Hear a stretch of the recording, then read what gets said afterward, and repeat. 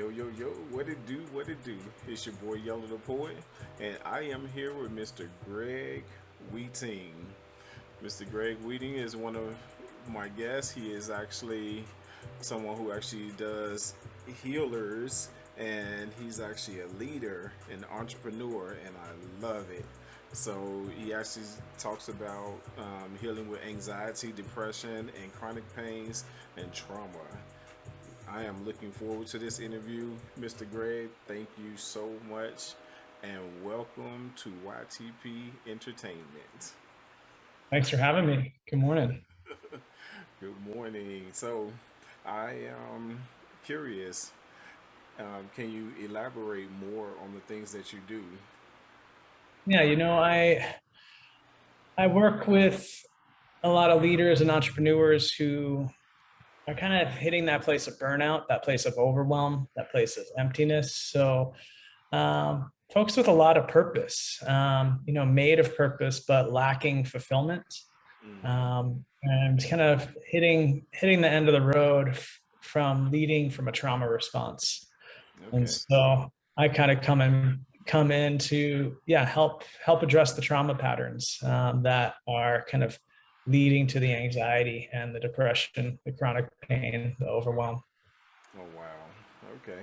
So does is that sometimes what helps people become suicidal? Are those some of the symptoms for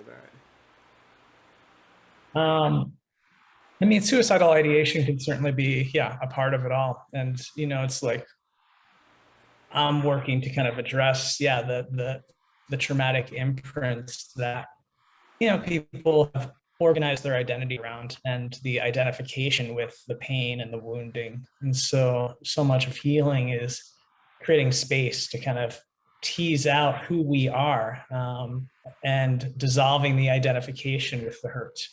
I think the mind training of healing is to reorient from pain to possibility. And so that's a big piece, especially with folks who, their Yes. pain is leading them towards suicidal ideation for sure. Wow, I can definitely understand that in some instances. I want to share an experience that I had with you, and maybe you can elaborate on what was going on around that time because this is something that you kind of deal with on a regular basis. Um, I was approximately 12 or 13 years old, and I'm originally from Chicago. And there was this guy, he was actually standing on the opposite side of the railing for where the highway, the expressway was. And I happened to just be walking past, and probably, I believe I was on my way to like one of the restaurants on the opposite side. And the guy, he actually was standing there getting ready to jump down on the expressway. And if he had made that jump on the expressway, he would have definitely ended his life because there was so much traffic out during that time. So, long story short, I got to talking to him. And when I got to talking to him, he was asking me, he's like, "So, what do you know? You're so young, you don't know anything about what's going on." So I literally climbed over on the opposite side and I got to talking to him about his situation. He was explaining some things about what was going on at home and how he dealt with the situations at home. And it was a lot of, um, in my opinion, it was a lot of blame that was actually going on when he was talking about his family. He was blaming them for why he started feeling the way that he was feeling. He was blaming them for not doing things, blaming his wife for not doing things. But I would ask him how much time did he spend with his family, and he looked at me funny, and he was like, "You're such a young guy. How do you even know to ask these questions?" So it's like it kind of took his mind off of wanting to jump, and he wanted to understand more about how I knew to even ask him certain questions about him getting ready to commit suicide. It turned out that he didn't end up committing suicide. The police were there, and we both ended up climbing back over together. And the next time that he saw me, he was really thanking me very hard for saving his life.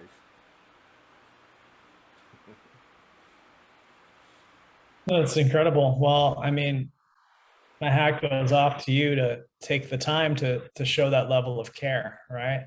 Thank Um, I think adverse experience imprints as trauma when we don't have support and care, when we feel isolated and alone. So there's a lot of alienation that happens with trauma. And we repair, the healing happens when someone reaches their hand out, and then we don't have to carry that burden alone.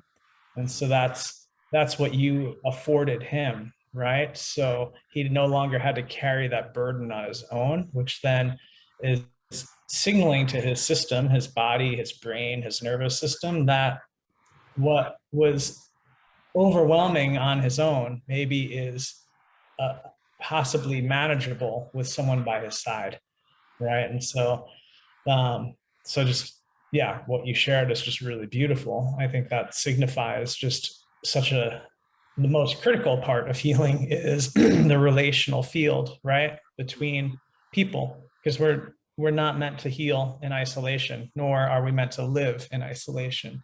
you. Um, but, Yeah. the other piece, just, the blame, right? Like when we have wounding, Hmm. we have been victimized.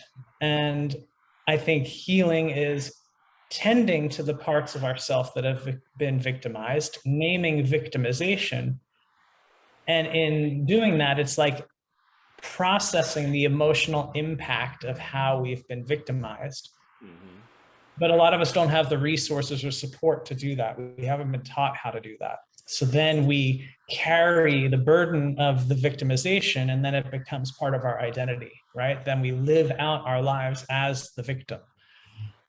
So having the support to process victimization, to name it, to speak it, then helps us no longer be a victim, right? And so then we can Yes. start to derive more meaning um, and significance from these adverse traumatic experiences Hmm. without carrying the residue or the impact, for into the future. Hmm. So I ask you, can you elaborate a little bit more on when you stated the residue? I get it, but for my audience, can you elaborate a little bit more on the residue? Some of the things that people carry. Sure. I mean, physically, that could be tightness in chest, right? That could be the chronic pain. That could be the digestive issues. That could be the knot in the stomach. That could be the migraines, the headaches. That could be sleepless nights. That could be restless legs, so that can show up physically. And, I can keep counting the ways. Yes. Behaviorally, it could be kind of that hypervigilance, right? Hmm. Always on guard, really not being able to trust or lean on others, right? Being suspicious of everything and everyone, always waiting for the other shoe to drop. And so, it becomes, we're very adaptive, right? So we develop highly sophisticated adaptations to stress. And they work until they don't, right? Because Yes. often those maladaptations to stress are going to keep pointing us to feeling more alone, more isolated, and continue to kind of create this self-fulfilling prophecy that the world is unsafe. We can't trust others, Yes. and so then we just kind of keep burying ourselves into a Exactly. hole. But the repair experience, right? You offered that person a repair because all of a sudden they are now being shown that maybe someone does care and maybe they can lean on someone's shoulders, Yes. right? And so Yes. then each time we have a repair experience, you know, Hmm. we're learning something new, because the Right. lie of trauma is we can't, danger, unsafe, Hmm. nothing's possible. And the truth of healing is actually there is possibility, there is safety, there is connection. Yes. Yes, indeed, there is connection. So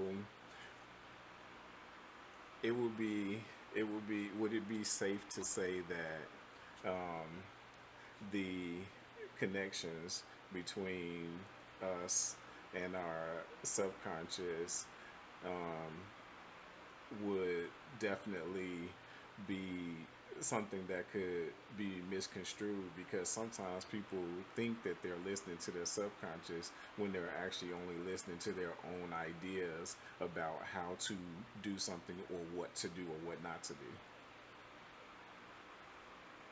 Yeah, I mean, I think most of what we think and believe is beneath the surface, right? So I think we have an idea of what we think and what we believe.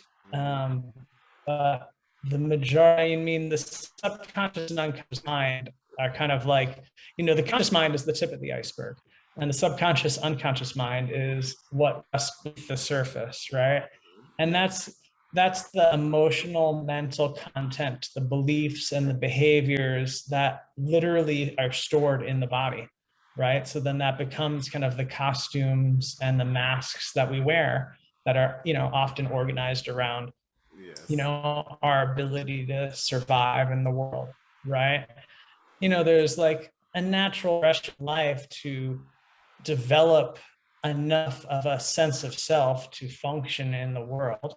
Hmm. So we can build up, these identifications about who we are and who we need to be in order to survive.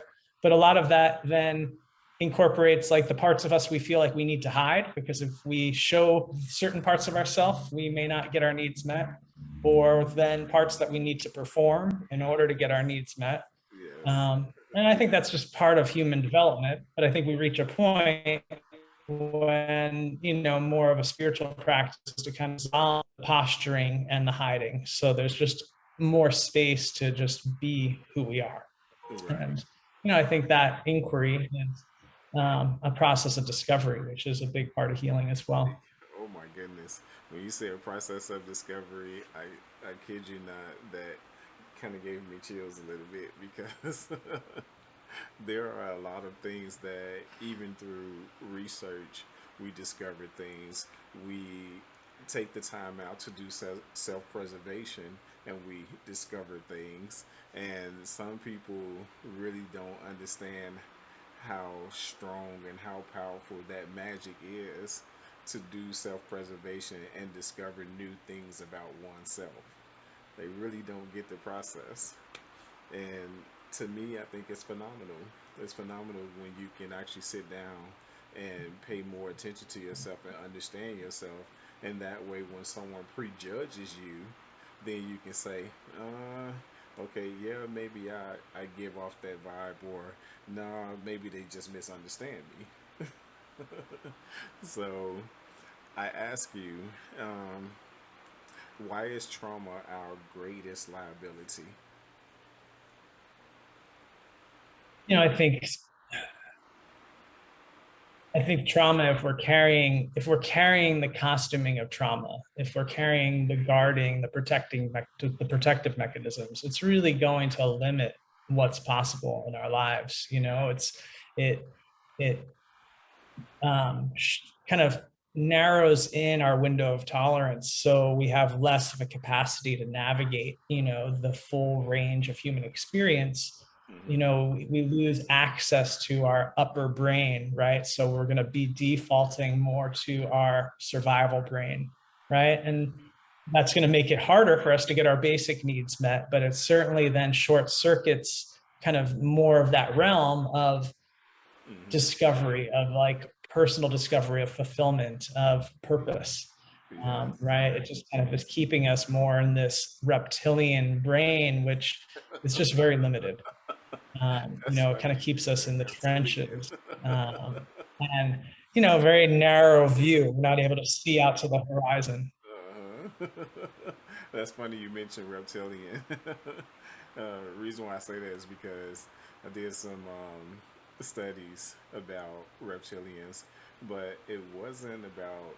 Um, I would say it wasn't about the reptilians that we encounter here on the planet. It was more so about extraterrestrials, and that was funny because a lot of times they talked about how reptilians, or what the Bible called the serpent, has taking many different forms and cause humanity to do all of these wicked or negative things.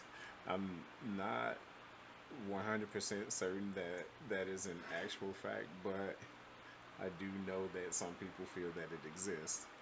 And when you said that, that's what it made me think about. So, um, how do we turn pain into I purpose? well when I Yeah, well, and just to kind of a side note off of what you shared. So when I reference reptilian brain, I'm referencing literally our survival brain, right? So Hmm. we have our cortex brain, which is more of our ability to have like rational logic, right? Hmm. Our limbic brain, which is more our ability to kind of access emotion and memory and pleasure. And reptilian brain is just organized around survival. So when we're at the effect of trauma, we have just lost our ability to have, that upper brain cognition of reason. And that's gonna come at a big cost. Oh, trust me, Um, I get it because I took psychology for 4 years. So I do get it. It was just funny when you mentioned the word reptilian. Some people may, they may get where you're coming from, and I get it where you were coming from. But then you got some people who probably were thinking on a whole nother level. So that was the reason why I even brought that up, just so people can understand that that's not exactly where you were going. gotcha. Yeah. But it's funny. It's funny though, because a lot of things people can take and use them by association to help them remember things, but then there are some things that people have no knowledge of. So, what do you associate that with when you don't really have any knowledge of it? There's Yeah. nothing there. Well, and if we're living at the effect of the reptilian brain, we're that much more likely to perpetuate cycles of harm, right? Like the adage that hurt people, right? And so it's like that's why we see patterns of harm perpetuate generation upon generation, because it's like that's the template we know. So we just continue to replicate that template. Exactly. So I think that's why healing is really a subversive act, because it's really helping to short circuit that cycle and kind of create a new template of possibility. And kind of back to your next question around like pain to purpose, I think that's when we mine the gold of unresolved trauma, it can kind of help us cast a light on a new possibility. And I was just speaking to some of my students in my community, and I look at purpose is really locating purpose from a place of being. I think purpose has become kind of a buzzword, and Mm-hmm. a lot of people are looking for their purpose right now, and I think a lot of people are Yes. looking for their purpose externally, right? Yes. They're looking for their purpose outside of themselves, and that's the wrong place to look. Yes. And so I find the most meaningful purpose is located inside of ourselves, and it's emanating from who we are. So it's not, our purpose isn't what we do, it's who we are. Mm-hmm. And that becomes the most informative energy. And in my book, that energy then becomes a healing force for good. Um, Yes. and it's like us locating kind of our unique Mm-hmm. place. I just think if we like look at the cosmos, like, each star has a place in a constellation, Yes. right? So it's understanding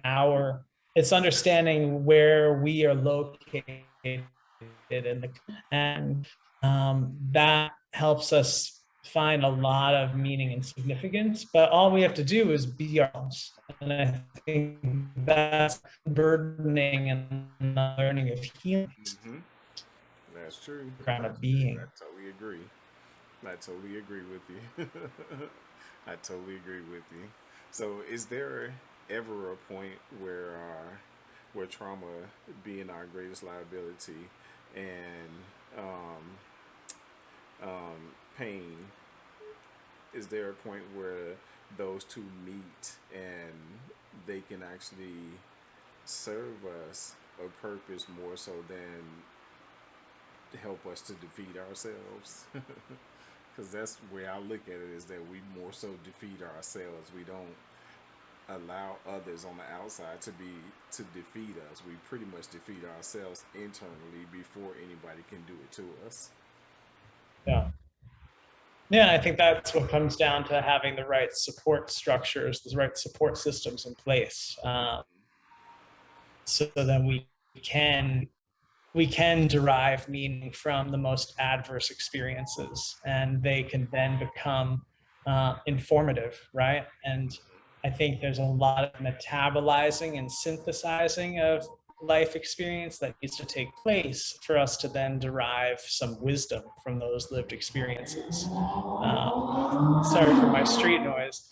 And so, and that doesn't happen overnight, and it doesn't happen in isolation, right? That happens through, community. Missing link, mental health these days is we kind of have a lot of a one-on-one model where we're not looking at kind of the larger fabric of society.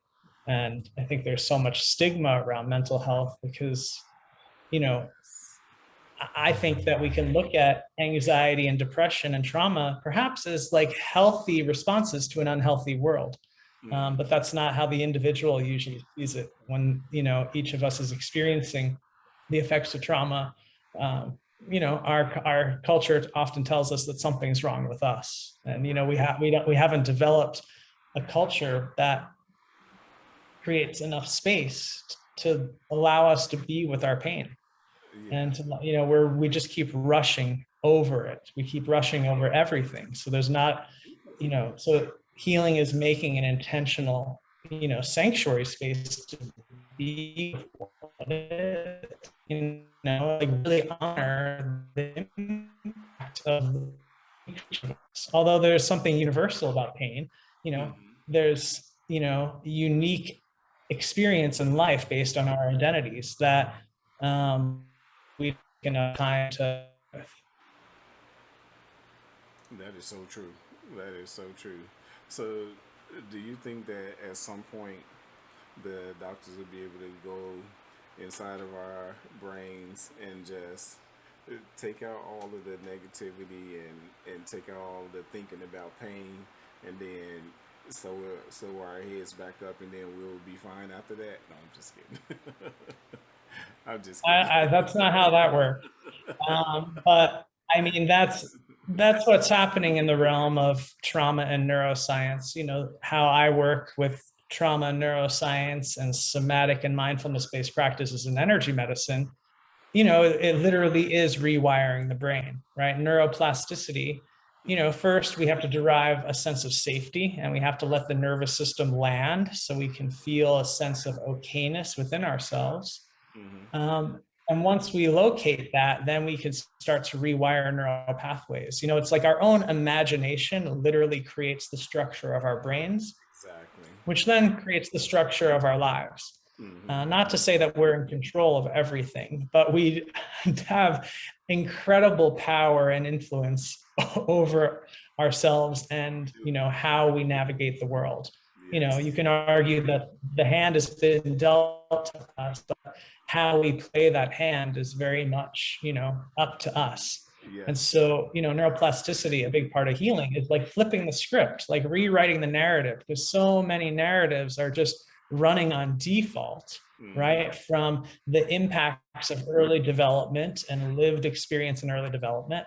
And we Yes. just default as if these narratives are true. Many of these narratives we're not even conscious of. So healing helps to let the dust settle so we can first become aware of these narratives, and then we can start to challenge them. Is that true? What if the opposite were true? And what might that feel like? And Mm-hmm. then we can start to tap into the feeling of possibility, which then starts to create a new neural pathway. And Mm-hmm. so that's how we can become an active participant in becoming masterful with our words and with our thoughts and aligning Exactly. that with our values and our actions. Exactly. So we find more empowered alignment in how we, navigate the world. So at some point, does our endorphins play any part in that? If so, how? I mean, all of our hormones our neurotransmitters are completely linked to our behaviors, our beliefs, right? And so what I love about working with energy medicine, so, a traditional model of therapy would say that people process top down or bottom up. So some people need to, grok something intellectually for then it to kind of trickle down and make sense in the subconscious, within the body. Other people process more in the body. They need to figure something out and feel it in their body. And then the light bulb goes off in their brain and they like have the clarity. They see the light. Okay. With energy medicine, say that again. I said okay. Okay.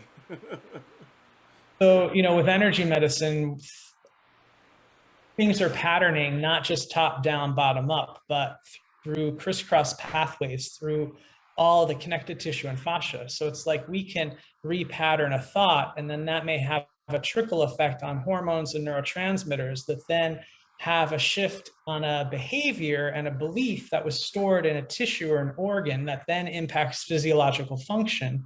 And it has a cascading effect on the whole system.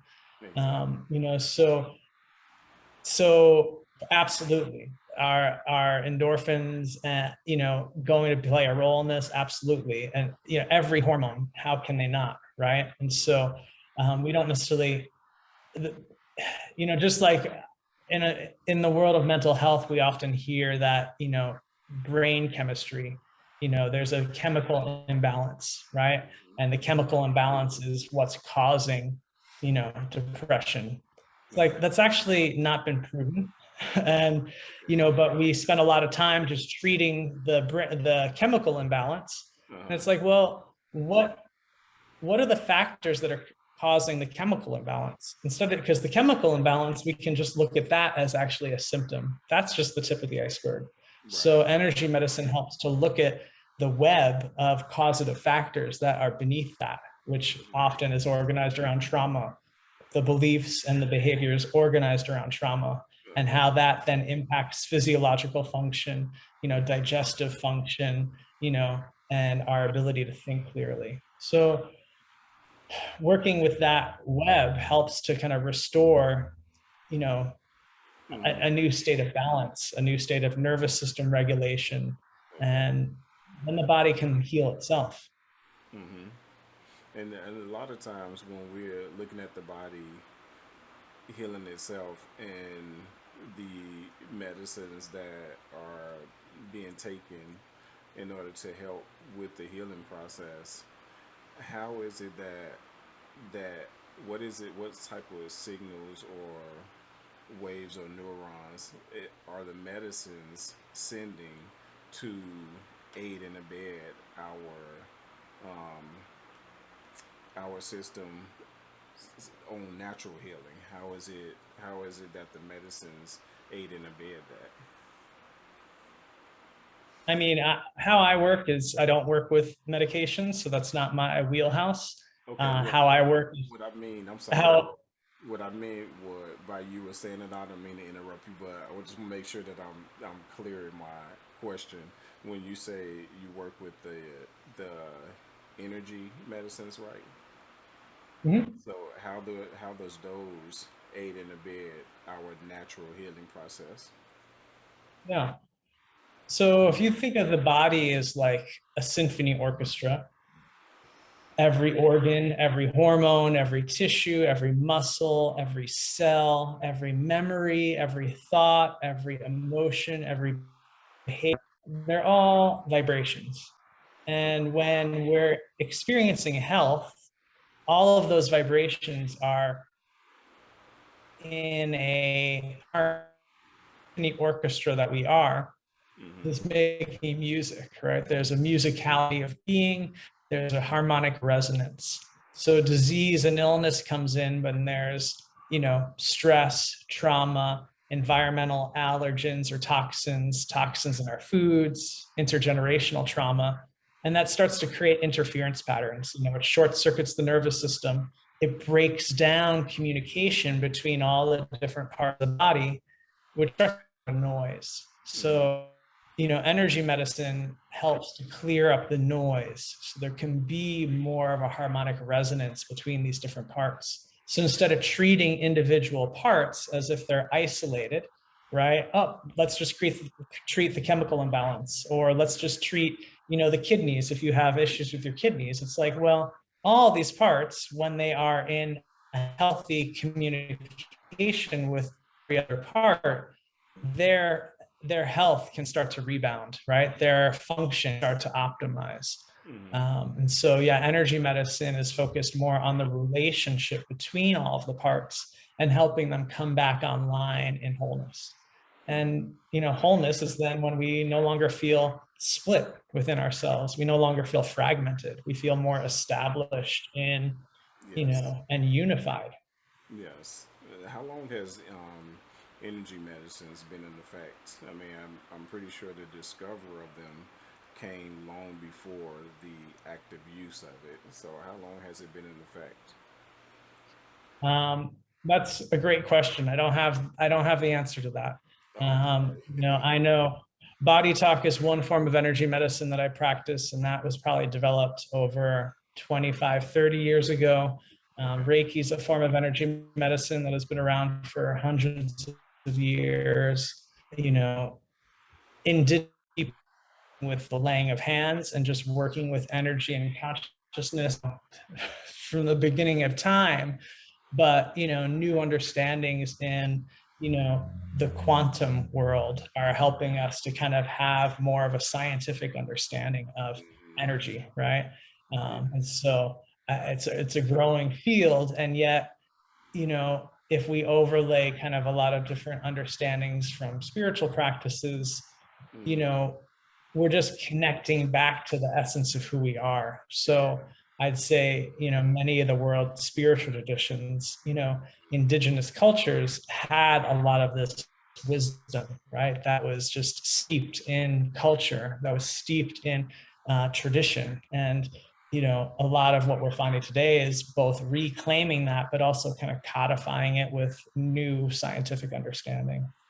Mm-hmm. So I think it's I both very old and new. Understood. And I like that. I like that a lot because you're taking something old and adding something new to it, which is innovating what was then to now. And I love that. I love those types of things.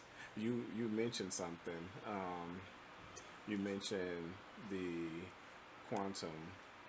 Um, in the quantum realm, how is that coming together with what we know today? How is that working with the natural energy? How is that working?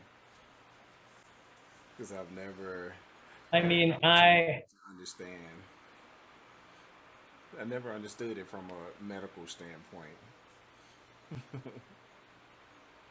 yeah, I'm not here to speak from a medical standpoint. Again, I think the essence of healing is not treating with medicine, which often suppresses symptoms or chases symptoms. I look at energy medicine as helping the system express health.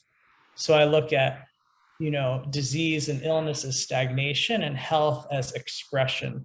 And so, and I'm not going to fully geek out on the quantum. I'm just kind of touching upon and referencing that there's new understandings from, the quantum world that are helping, create a broader understanding of energy medicine.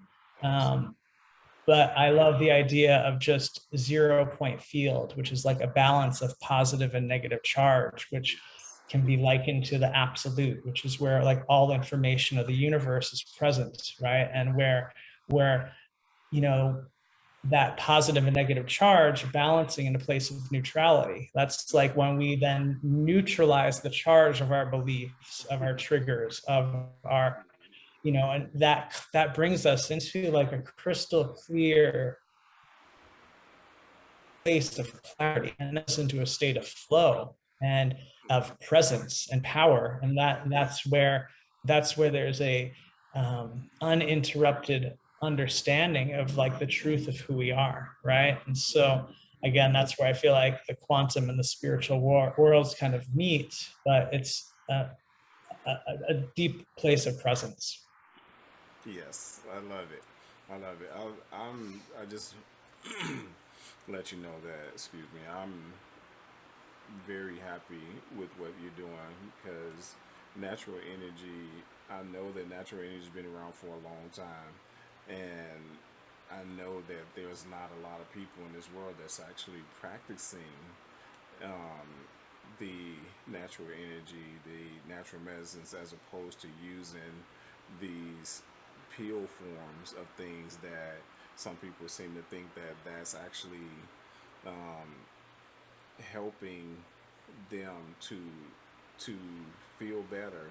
There may be some form of sensation there, but to me, natural has always been better.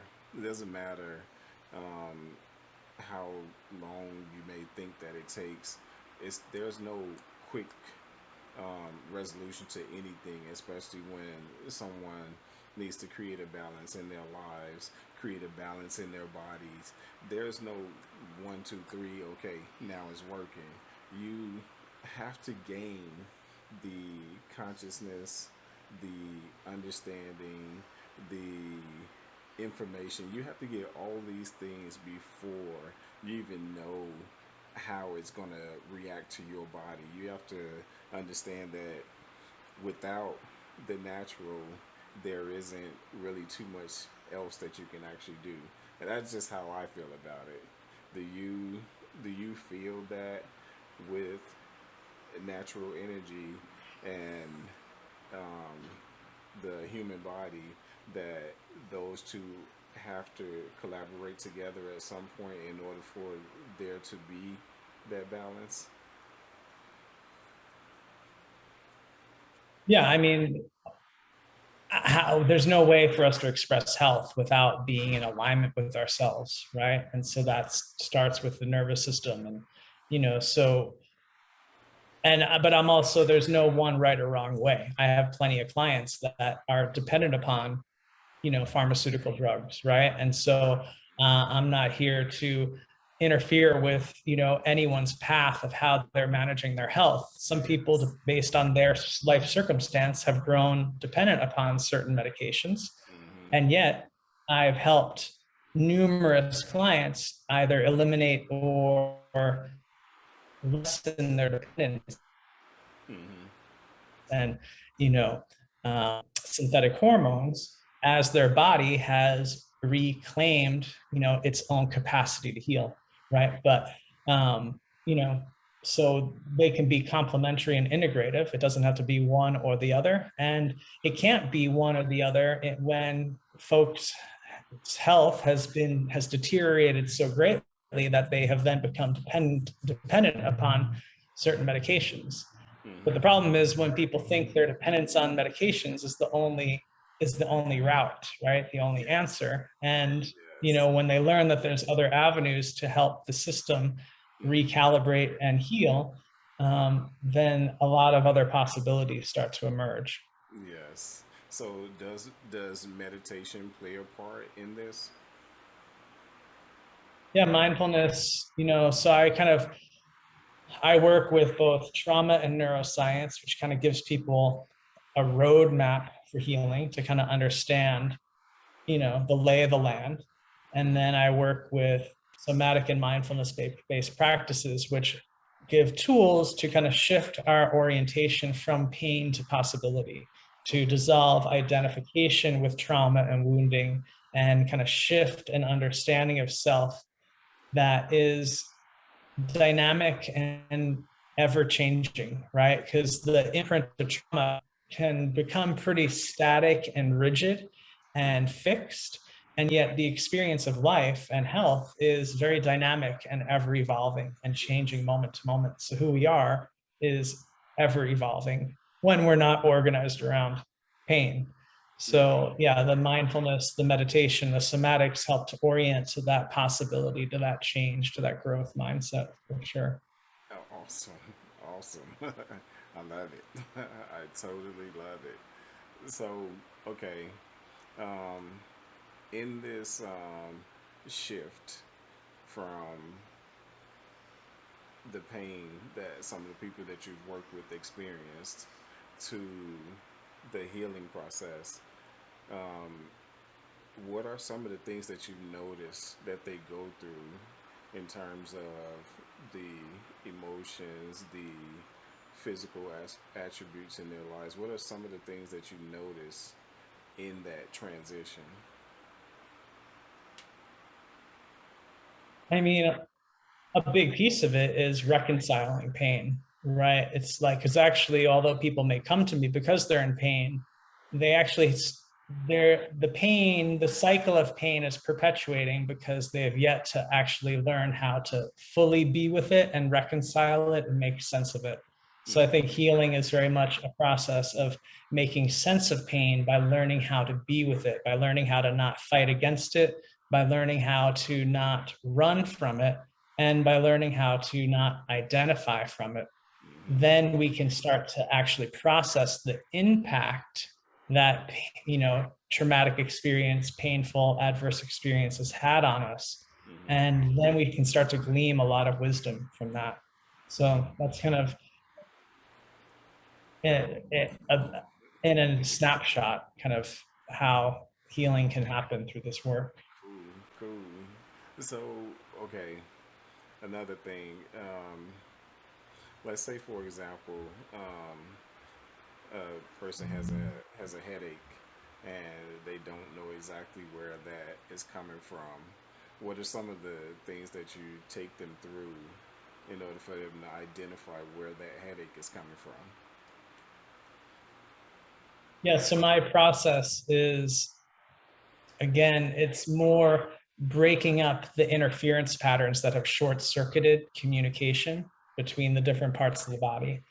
And, you know, one person's headache may be, you know, short circuits that came about through, a physical injury, where another person's headaches and migraines might be, some short circuits that came across through developmental trauma, through neglect. Another person's migraines might be coming from a lot of shame.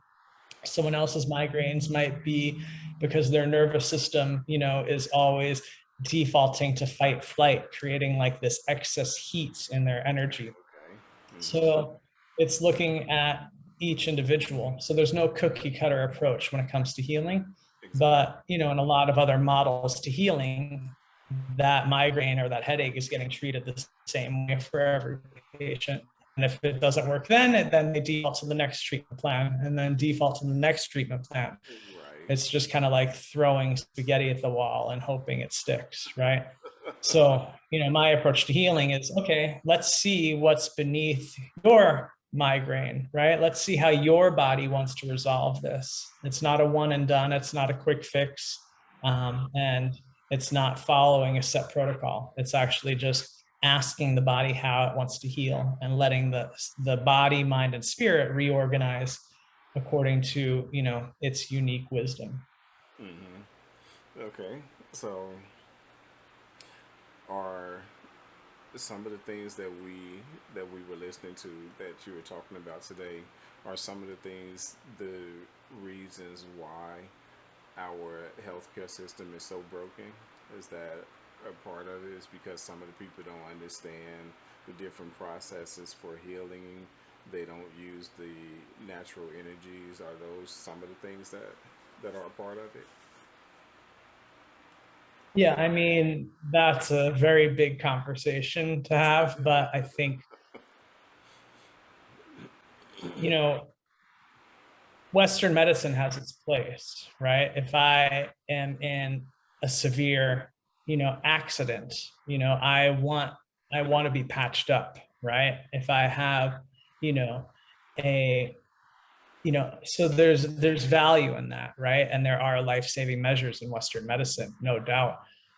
Yet so many people become dependent upon Western medicine when they have an opportunity to resolve all the causative factors beneath the surface, right? Because Western medicine is just treating the tip of the iceberg. But the tip of the iceberg often can dissipate, melt, and dissolve if you address the underbelly, right? And so I often look at, Western medicine as sick care, not really healthcare. and it's treating symptoms, suppressing symptoms, but it's not really helping the body express health. Okay. And that's where healing helps the body locate and express health. So they're very different approaches, and they can be compatible. I think we would, if we had more of a culture of healing, then we would need to depend on Western medicine less and less, and more for just emergencies. Yes, yes, indeed. I can definitely understand that. So, can you give us some more insight about Prisma? Sure. Yeah. So Prilla encapsulates all the different components of healing that I gathered through my own journey, unraveling a 3-inch curve in my spine, resolving, long-standing anxiety, depression, and chronic pain. So an 8-week course is the Trauma and Neuroscience Roadmap, which is kind of the owner's manual for mental, emotional, spiritual health. Okay. The 7 pillars of my system are kind of the drop pins on that map that help you locate where you are on your healing journey. A lot of people are going through a lot of healing, but kind of blindfolded, not kind of really knowing where they're headed. And that kind of helps map kind of a journey from pain to purpose. And then there's an online Slack community, which is the travel companions, because we are not meant to heal in isolation. So the community component where people can get direct feedback from me, but also peer support from the community. And then the guided meditations help people with the mindfulness and the somatic aspects of the course. And that's guided by me, which is kind of like the GPS. So people aren't getting stuck in dead ends or driving the wrong way down a one-way road. And then the energy medicine component is like a monthly workshop where people develop an entire self-care energy medicine practice. And so people have 9 months access. So they have a lot of time to kind of develop a whole new vocabulary, develop a whole new skill set and tools and exercises to really map entire arc of transformation and then develop a healing practice for life. Awesome. Awesome. So, is this how you came into energy medicine through these experiences, these processes? Is this how you came into energy I medicine? teach everything from lived experience. Yeah, this is all the tools I used to heal myself. Yeah. Awesome. Okay. Okay. So, can you give us a little more insight about the Institute of Noetic Sciences? How did you come to work with You them? broke up for a moment. The Institute of Noetic Uh, Sciences. How did yeah, you I come was to work just with them? invited to give a speak at a local chapter when I lived in Montana. So I spoke about energy medicine when I was just getting my practice started. That was, many years ago now. Okay. So how did it work out for you? Was that a successful project for you?